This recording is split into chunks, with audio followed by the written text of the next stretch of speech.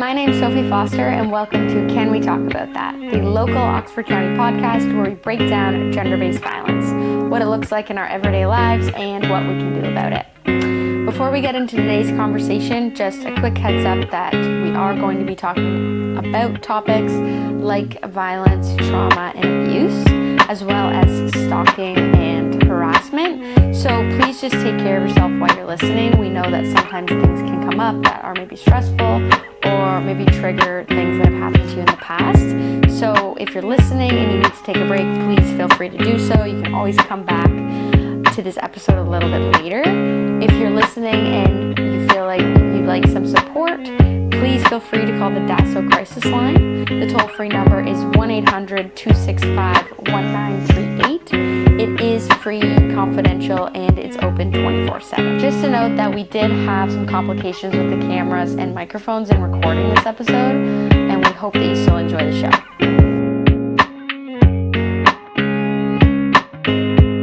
For today's episode, I'm sitting down with Tracey Marshall one more time, and in this episode we're talking about criminal harassment and what that looks like. So, to start, can you maybe introduce yourself again on this episode? Sure. And tell us how you fit within gender-based violence? Sure. I was a police officer. I started in Scarborough. I have specialized training in violence risk assessment. I was very fortunate to do an understudy program with the OPP. I'm currently a member of KTAP, which is an organization that is nonprofit, Canadian Association of Threat Assessment Professionals, which is something that if anybody's interested in furthering themselves in violence risk assessment, it's a great organization. You have a list of peers, you have support systems in place if you have any questions, and also up-to-date research, and there's an annual conference. So that's something that if anybody's interested, you could get a hold of me for more information. So I'm still a member of KTAP, and I have a credential called the Certified Threat Assessment Professional in Canada. So I'm a Certified Threat Assessment Professional in Canada, and we have sister organizations internationally. So I've kept up my violence risk assessment work since I've retired from policing. And again, it's a passion of mine. Violence is interesting to me. Violence prevention is, I guess, the goal. So I do violence risk assessment, but again, as we said before, the importance is in the management of the risk. And that's how I think it's important that we understand what criminal harassment is, because a lot of the risk shows up as criminal harassment. Mm-hmm. The risk of violence shows up. Yeah, right. We talked earlier about, at the time of separation, how risk can really escalate there. It doesn't mean that she should stay. It means that over time risk goes down, and so it's still the best decision. However, in that, relatively short time after separation, the risk may go up, and we need to know what to do about it. And that's where criminal harassment comes in, is that the behavior that you might see through the relationship has to change when she leaves. So he could no longer threaten her with a fist. He could no longer have control of her passport. He could no longer threaten to shoot her or hold a knife or threaten to do this or that.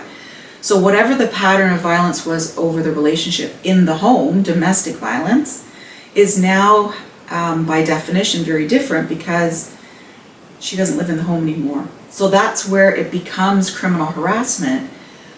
But I think we really, as a, not you, but the judicial system seems to really minimize it. Like I think at the frontline service level, we really get an understanding of that danger. Mm-hmm.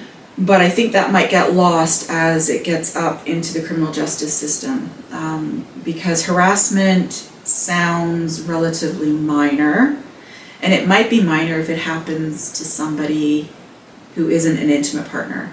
Mm-hmm. But where we see the risk is when that partnership is ended, he doesn't give her permission to end it.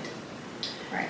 And he says, no, I still have control over you, but now I need to exert control over you in a different way And that has to happen by following, calling, watching her workplace, texting, whatever the method is. It's a different kind of psychological harm or threat of, fear in the victim because he doesn't live there, but it's no less concerning. Mm-hmm. So can you give examples of what constitutes criminal harassment? Yeah, well, you would see it in your clients. There are, under the criminal code, there are 4 prohibited behaviors. And so you will have examples of these every day because it happens again and again and again and to the same victim, which is very problematic. We talk about trauma-informed response, but yet we have victims that are getting phoned, texted, followed day after day, which is incredibly traumatizing. So the 4 prohibited behaviors are repeated communication. So repeated is anything more than 1. So he phones her, she lets it go to voicemail, which is what I recommend, never picking it up. Let it go to voicemail. He calls her back, and this can go, 100 times a day sometimes. Just that constant phoning.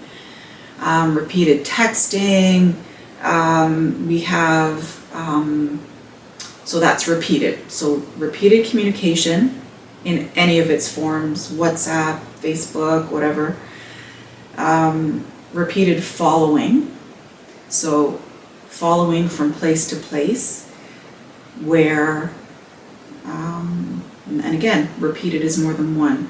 So he follows her from dropping the kids off at school to her workplace, follows her from her workplace to the grocery store. That's repeated following. And you probably will get lots more of them too. And then the third is threatening conduct, which means that she feels threatened, reasonably feels threatened in the circumstances. So he doesn't have to say, I'm going to kill you, but she has to fear that by what he's doing, there will be some repercussion. So reasonable fear. So the first is repeated communication, repeated following. Those are repeated behaviors. We have threatening conduct, which is just 1 single behavior. And the 4th is watch and be set, which means he sits static, so maybe in front of her home or her workplace. So watch and be set means he's just kind of plonked down, watching her from a distance. So we have repeated communication, repeated following, 1 watch and be set, or 1 threatening communication.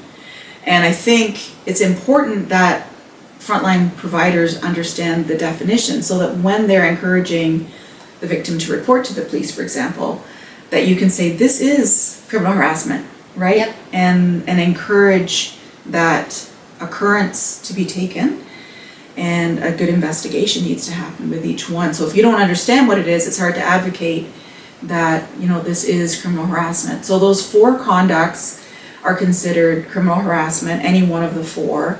So if you do one of any of those, You don't have to it's do them criminal all, harassment. right? But the first 2 have to be repeated. Yeah. The second 2 are in 1 instant. And there has to be an element of fear in the victim. So, she can say, I have started parking my car in the garage, or I've moved to a shelter, or I've given my neighbors his photograph, or I've given the school his photograph. So something that is indicative of fear for the victim. She doesn't have to come out and say, I'm afraid of him, because if in their relationship he held a gun to her head every day, she might not say, I'm afraid of him now, but the fear is illustrated kind of by her behavior. Right. So you just need to be able to, is her fear reasonable in all the circumstances? So those are the 4 kind of clusters of behavior that constitute criminal harassment. Criminal harassment has been part of the criminal code for about 30 years. It's not new. And it's really intended to be used to prevent a physical attack. And so this behavior is seen as quite minor, I think, in the criminal justice system. Oh, he phoned her X amount of times. But what we need to understand is that that can be terror-inducing because of the relationship. So he knows where she lives, he knows where she works, and if he calls her and says, I know you're wearing this today, or I know you're with so-and-so, she really may believe that he's following her 24 hours a day. Yeah. When he may only be following her, in 2 different geographical locations. So it's really about the terror that can lead to, and we know that it can lead to PTSD, appetite, sleep disruptions, all kinds of suicidal thinking. It can be very, very harmful psychologically, and the fear of being hurt, because if she no longer lives at home and he thinks, I have to kill her, he has to stalk her if he doesn't know where she is. So there was a book written, it's called Hunters and Howlers, and we have people who are stalking their ex-partners, or other people in some cases, that are howlers, that are trying to make them afraid. That's their intention. Or hunters that are trying to hunt them and hurt them. So we really need to treat our higher risk cases as if they are hunters, because if he doesn't know where she lives and he finds her, it's possible that he's trying to find her to kill her. So that's why, for me, criminal harassment needs to be taken very seriously and investigated very thoroughly. And, to caution somebody for criminal harassment as a strategy isn't necessarily going to stop the behavior. In fact, that might actually enrage the suspect and get more anger, right, in the suspect. So I think we need to put a lot more thought to how we respond to criminal harassment, certainly, by law enforcement's threat assessment, to figure out what's going on, get all of the information before they decide that cautioning him is a good idea. Right. And I feel like that might be a fallback in most cases rather than a strategy. But then if he's enraged after you've spoken with him, it hurts the victim, and she's not going to want to call police again. Yeah, it actually makes her less safe. Yeah. Yes. So it's really important that we know what threat assessment is according to the criminal code, and then if we're encouraging our victim to report, which we, in many cases it's the best idea, but also making sure that the law enforcement piece is encouraged to do what they need to do as well. Yeah. So sorry, you mentioned stalking in there. Yeah. Would you say then that stalking kind of just falls under criminal harassment then? Yeah, it's kind of a term that was used interchangeably when it first came out. It was, in America, it was called stalking. Okay. And we've kind of blended those terms, just like we kind of say choking and strangulation interchangeably, where we need to really understand that criminal harassment isn't just following, isn't just phoning. It can also be the threatening and the watch and be set. So it's kind of, criminal harassment is the term used in the criminal court system, and stalking is, I think, more of a generic kind of more casual term for the behavior. Okay. But to me it means the same thing. That following, not allowing her to do this or that because you're still mine. I will hunt you down. I had somebody say to me once, oh, I wasn't stalking her, I was just hunting her down. Yeah. Okay. Yeah. Didn't think that through before you said it? No. Oh my gosh. Yeah. So, you mentioned that the first two are repeated and the second two are just one time. If you do it, that's criminal harassment. Yeah. So then where's the line of, you're just bothering that person to, okay, no, it's criminal. Yeah, so that's where the police need to do a full investigation, because it's the totality of the circumstances. So anybody could complain about being criminally harassed. I could say, a guy came up to me on the street and asked me for money, and I was scared and I want him charged with criminal harassment. That's probably not going to work, right? But if I say my ex-husband came up to me, who's on conditions and has a history of violence towards me, it's looking at the case in its totality and understanding what's the intention. If somebody leaves a red rose on my car today, I might think, oh, so that behavior is seen as kind of pro-social. You know, how lovely, somebody left a rose on my car. But if it's my husband that just got out of jail after 10 years and now I have a rose on my car, I'm terrified. So it's not just the behavior, it's the context and the circumstances. I had a case once where he left a jelly bean on her fence. And it terrified her because to her, she knew that it was him because it was one of their, you know, little things in their relationship that she knew only he knew. And so he left that there knowing. So to say to, you know, someone who doesn't understand the dynamics of the relationship, you'd say, it's a jelly bean on your fence. What's the big deal, lady, right? Yeah. But really for her, it was the most terrifying thing that could have happened to her. Yeah. Why do you think survivors don't get taken seriously when they bring up situations that are criminal harassment? Yeah, I think we need to have a picture of what happens in the mind of the offender. So if we're looking at the behavior only, we would see the behavior as like, well, that's kind of minor. And I think in criminal justice, sometimes we look at each behavior as a separate thing. So he punched her in the face and caused a bruise on her cheekbone. Well, that's an assault under the criminal code. Boom. Rather than, you know, this is an escalation. He shoved her last week. So I think that's the problem, is we're isolating the behavior and minimizing it because we're not understanding the message that the offender is trying to send. They're doing it to create fear. And that, I think, is missed on some people, just how terrifying that is. You've moved to escape a life of violence, and he has told me if I ever leave, he will kill me, and I believe him. And now he's phoning, he knows where I am. So that's just feeding into the fear that's been created over the relationship. So I think, you know, and at the end of the day, criminal harassment is a mandatory part of a domestic violence investigation. So the police have the obligation to take it seriously and do a full investigation. So if they don't, you know, I've said before, if it's taken lightly, we need to make sure that they understand that it is part of domestic violence and needs to be, there is a very specific protocol on how to investigate these cases, and that needs to be followed.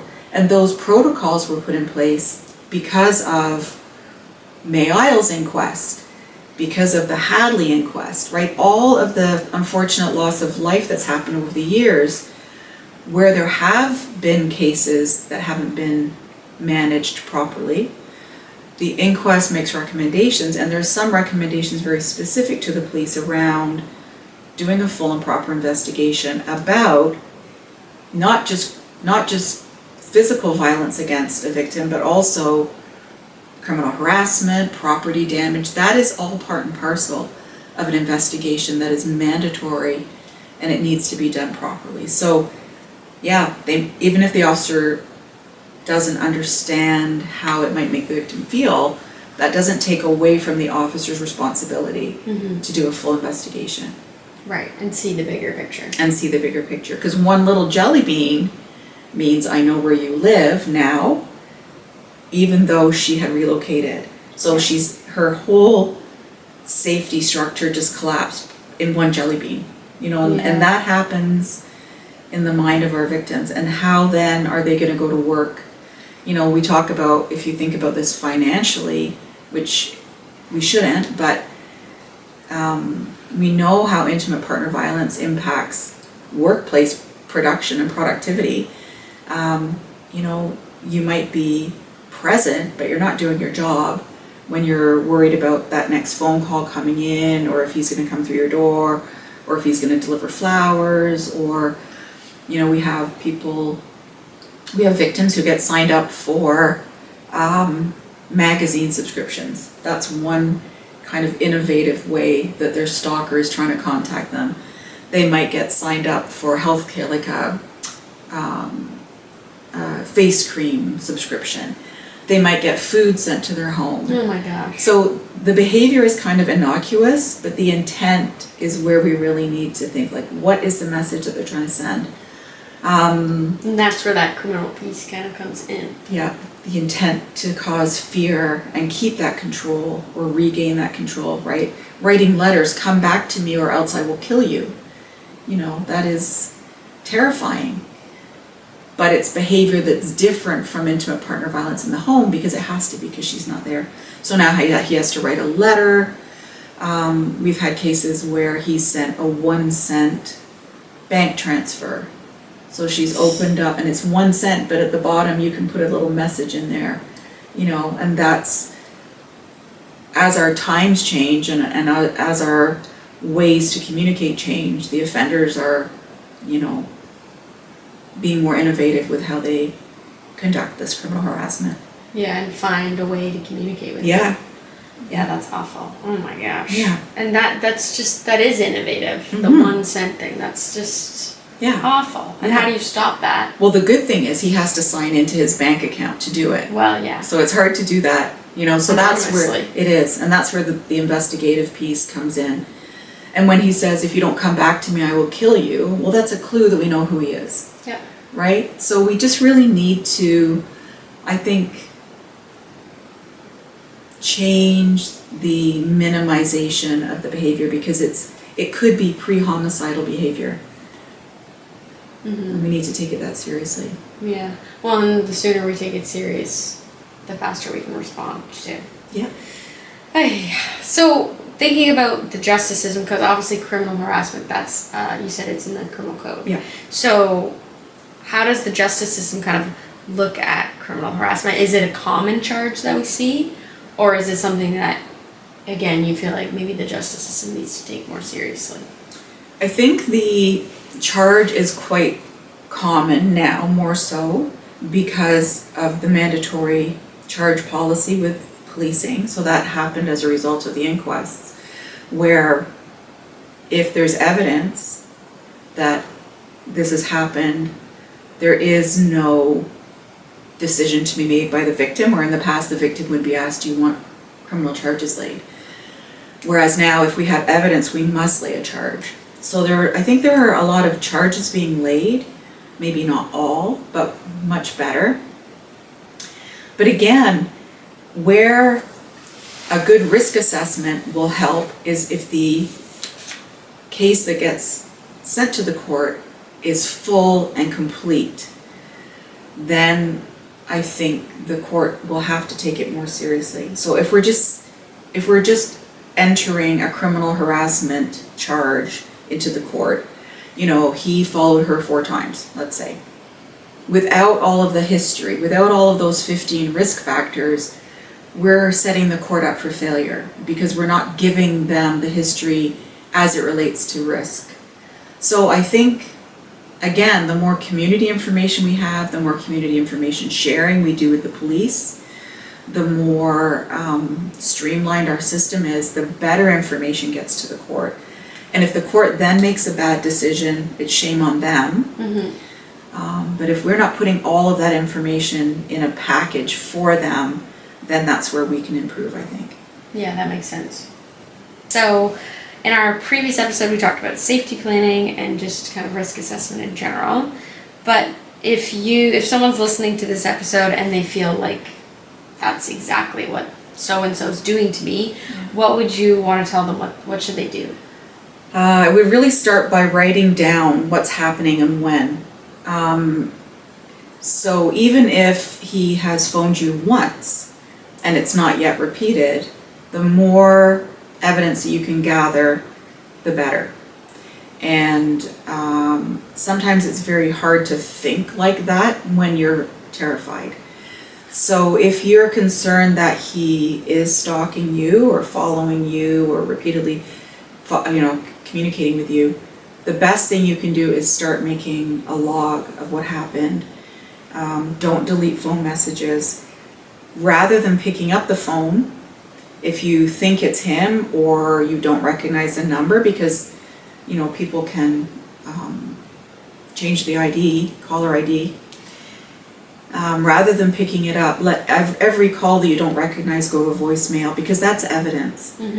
So we need to think a little bit differently, I think that gives us more power, because we need to take that he said, she said option away from the officer that comes to take the report. Yeah. So if you have a video, if you have a voicemail, the first voicemail might say, I love you, call me. The second one is going to be, where are you? The third one, you're going to hear this escalation throughout the night, and that is evidence. I think evidence gathering is where we really can help our clients. And if he comes to your door, don't answer the door. And if you can, remember that your phone, after you call 911, is a camera.